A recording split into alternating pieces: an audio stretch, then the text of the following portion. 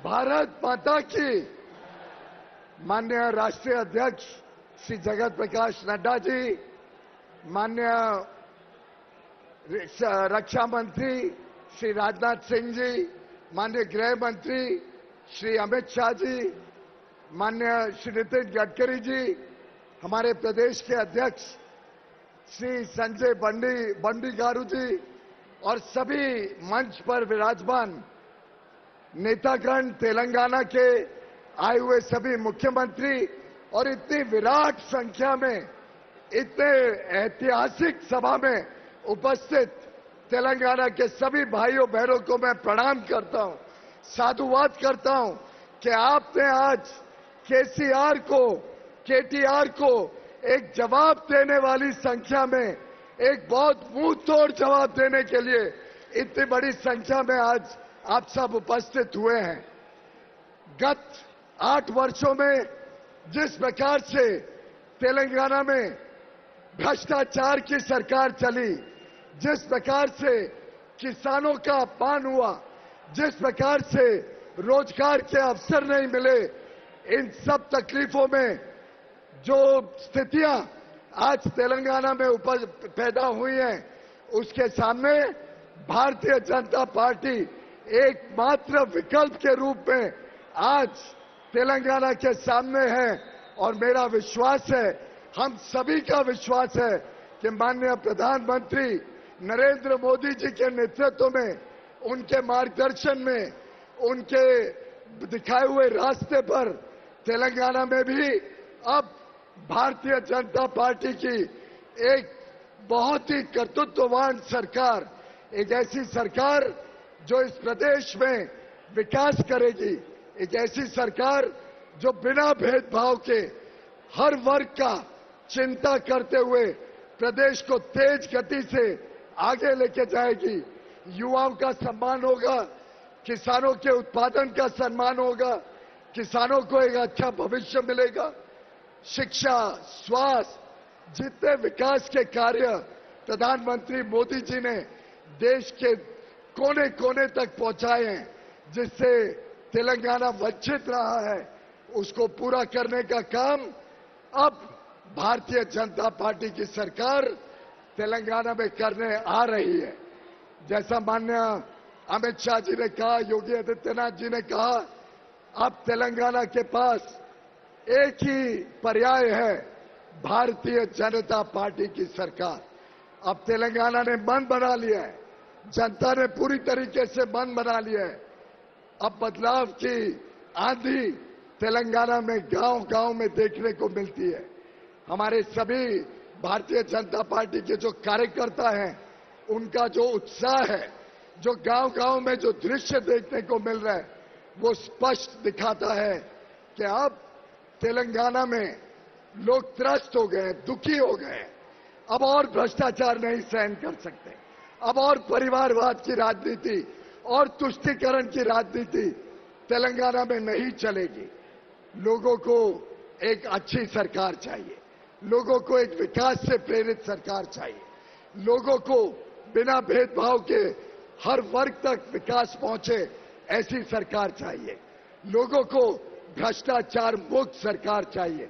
और मैं समझता हूं जिस प्रकार से माननीय प्रधानमंत्री नरेंद्र मोदी जी ने देश की सोच बदली, देश में आर्थिक विकास पहुंचाया, देश के कोने कोने तक, चाहे वो बिजली हो, चाहे वो मुफ्त में अनाज हो, चाहे वो शौचालय हो, चाहे वो कुकिंग गैस का कनेक्शन हो, जिस प्रकार से स्वास्थ्य सेवाएं मुफ्त में हर गरीब को मिली, इन सब गरीब कल्याण के कामों को देखते हुए अब तेलंगाना की जनता भी चाहती है कि यहां भी मोदी जी के दिखाए हुए रास्ते पे एक अच्छी सरकार आए।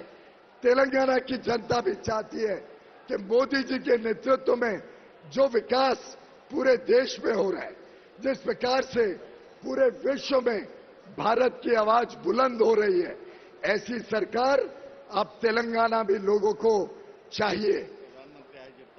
और मेरा मानना है कि जिस प्रकार से तेलंगाना के लोगों का उत्साह गत 3-4 चुनावों में देखने को मिला, जिस प्रकार से हमारे पूर्व वित्त मंत्री को पूरी सरकार ने कोशिश की हराने की, पूरी तेलंगाना की सरकार जोर लगा गई कि इनको किसी तरीके से हराया जाए, लेकिन प्रधानमंत्री मोदी जी के पार्टी के साथ, प्रधानमंत्री मोदी जी के दिखाए हुए रास्ते पर चलने के लिए जो तेलंगाना ने जो आज अपना मन बना लिया है, उसको देखते हुए जिस प्रकार से आपने चुन के भेजा हमारे छोटे भाई को, मैं समझता हूं वो एक ट्रेलर था। जिस प्रकार से आपने हैदराबाद की म्युनिसिपैलिटी में 50 सीटें भारतीय जनता पार्टी को दी, एक ऐतिहासिक बढ़त, 4 से बढ़कर सीधा 50 सीटों की बढ़त की। ये सब देखते हुए तेलंगाना में आज केटीआर चिंतित है, दुखी है, डरे हुए हैं।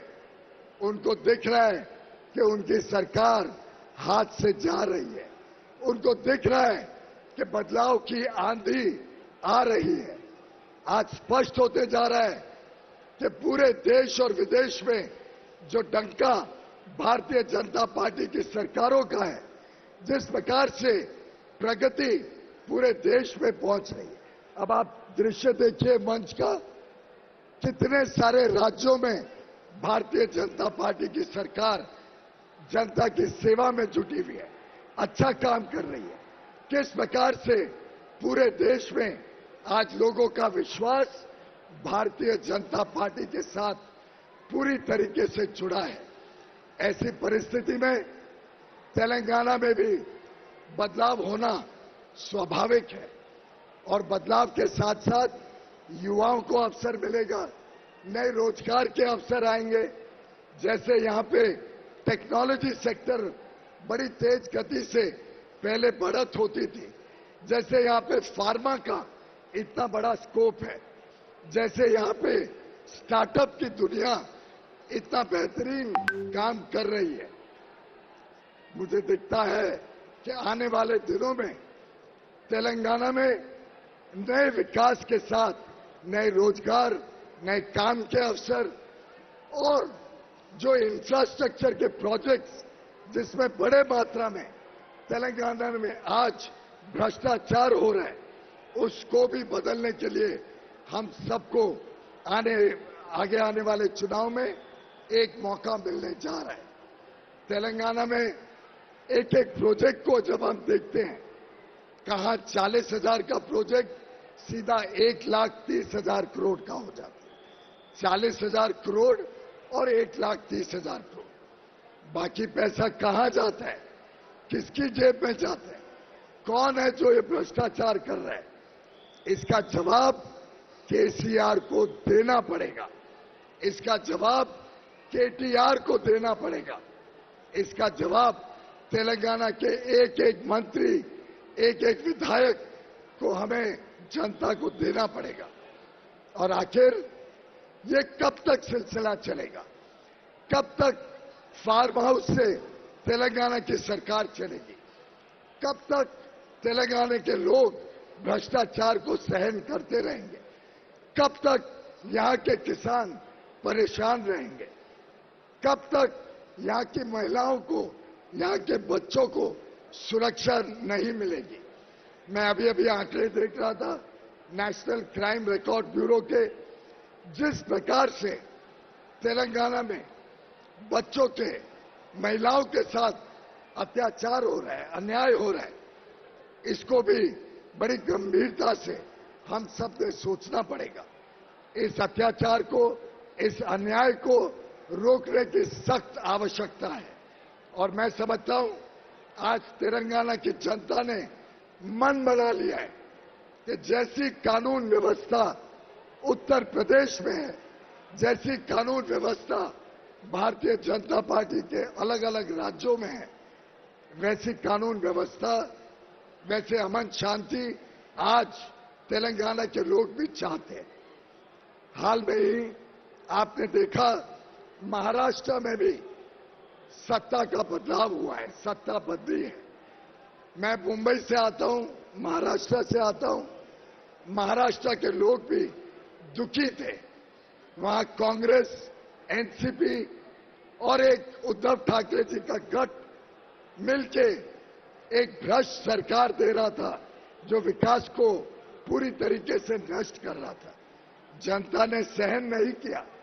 जनता ने आवाज उठाई और उस आवाज को सुनते हुए वहां के विधायकों ने तय किया और वहां से सरकार बदली। आज वहां पे नए स्पीकर का चुनाव हुआ, जिसमें भाजपा के राहुल नार्वेकर जी जीत के आए और कल एकनाथ शिंदे जी के नेतृत्व में, देवेंद्र फडणवीस जी के नेतृत्व में एक अच्छी सरकार, एक विकास से प्रेरित सरकार, प्रधानमंत्री मोदी जी के मार्गदर्शन में चलने वाली सरकार अब महाराष्ट्र में भी आने जा रही है। इसी प्रकार से आने वाले दिनों में अब राष्ट्रपति का चुनाव होने जा रहा है। राष्ट्रपति के चुनाव में भी केसीआर और केटीआर बड़ी बड़ी बातें करते हैं, कहते हैं कि वो भारतीय जनता पार्टी को हराने का काम करेंगे। मैं समझता हूं कि अब आने वाली 18 तारीख को भारतीय जनता पार्टी ने जो एक आदिवासी महिला को राष्ट्रपति के चुनाव में खड़ा किया है, माननीय श्रीमती द्रौपदी मुर्मू जी को, उनको बड़ी मात्रा में विजय करके देश एक बड़ा संदेश आदिवासी भाई बहनों को भी देगा कि अब समाज में जो वंचित हैं, जो पीड़ित हैं, जो शोषित समाज है, उसकी चिंता करने वाली सरकारें, उसकी चिंता करने वाले लोग, उनकी चिंता करने वाले नेतृत्व को प्राथमिकता मिलेगी। और आगे आने वाले दिनों में पहली बार भारत में एक आदिवासी महिला देश की राष्ट्रपति बनेगी। मैं समझता हूं हम सब के लिए बड़े गर्व की बात है कि माननीय प्रधानमंत्री नरेंद्र मोदी जी ने एक आदिवासी महिला को इतनी बड़ी जिम्मेदारी दी, इतना बड़ा मान, इतना बड़ा सम्मान देने का निर्णय किया। और उसके लिए मैं समझता हूं हम सबको प्रधानमंत्री नरेंद्र मोदी जी का तहे दिल से धन्यवाद करना है, उनका साधुवाद करना है। बहुत बहुत धन्यवाद।